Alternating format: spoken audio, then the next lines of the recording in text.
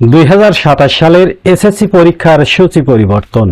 এবার আমরা চেয়েছিলাম যে ফেব্রুয়ারির শেষ দিকে কিছু করতে, কিন্তু ফেব্রুয়ারি তো রোজার মাস যদি ছাত্রছাত্রীরা না পড়ে রোজার পরে শেষ করলে তাদের জন্য আবার একটা, কারণ এডুকেশন তো সকলের কমিউনিটি, সকলের ইন্টারেস্ট আছে এবং এই মন্ত্রণালয়ের সাথে তো সকলেই ইনভলভ। ছাত্রছাত্রীদের সিলেবাস কারিকুলাম সিলেবাসটা কভার হতে হবে। ওই রোজার কারণে এক মাস এগিয়ে আসছে, এটা তো আলোচনার মধ্য দিয়েই সব হবে। আগামী 2027 সালের এসএসসি পরীক্ষার সময়সূচিতে পরিবর্তন আসতে পারে বলে জানিয়েছেন শিক্ষামন্ত্রী ডক্টর আ.ন.ম এহসানুল হক মিলন।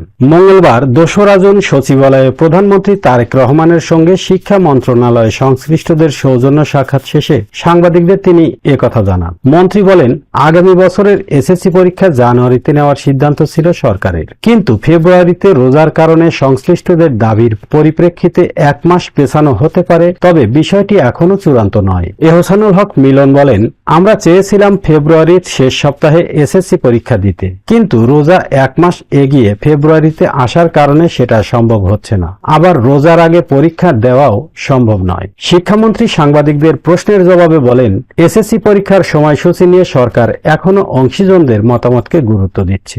শুরুতে রমজানের আগেই পরীক্ষা শেষ করার লক্ষ্য নিয়ে ফেব্রুয়ারির শেষ সপ্তাহে পরীক্ষার আয়োজনের পরিকল্পনা করা হয়েছিল এবং সে অনুযায়ী রুটিনও প্রস্তুত করা হয়। তবে বর্তমানে বিভিন্ন মহল থেকে রমজানের পরে পরীক্ষা শেষ করার বিষয়ে মতামত আসছে। মন্ত্রী আরো বলেন, আমরা জনমত ও স্টেক হোল্ডারদের মতামতকে গুরুত্ব দিচ্ছি। প্রয়োজন হলে আবারও আলোচনা হবে। শিক্ষা একটি সামষ্টিক বিষয়, এখানে অভিভাবক, শিক্ষার্থী, শিক্ষক, গণমাধ্যম সহ সবার সম্পৃক্ততা রয়েছে, তাই সবার মতামত বিবেচনায় নিয়েই সিদ্ধান্ত নেওয়া হবে। শিক্ষামন্ত্রী বলেন, এসএসসি পরীক্ষা এমন একটি গুরুত্বপূর্ণ পাবলিক পরীক্ষা যেখানে পূর্ণ সিলেবাস সম্পন্ন হওয়া অত্যন্ত জরুরি। রমজানের কারণে পরীক্ষার সময়সূচি কিছুটা এগিয়ে আনার বিষয়টি বিবেচনায় এসেছে, তবে শিক্ষার্থীদের পড়াশোনা, সিলেবাস সম্পন্ন করা এবং সার্বিক বাস্তবতা বিবেচনা করেই চূড়ান্ত সিদ্ধান্ত নেওয়া হবে। আগে অনেকেই চেয়েছিলেন রমজানের আগেই পরীক্ষা শেষ হোক, সেই অনুযায়ী আমরা সিদ্ধান্ত ও রুটিন তৈরি করেছি।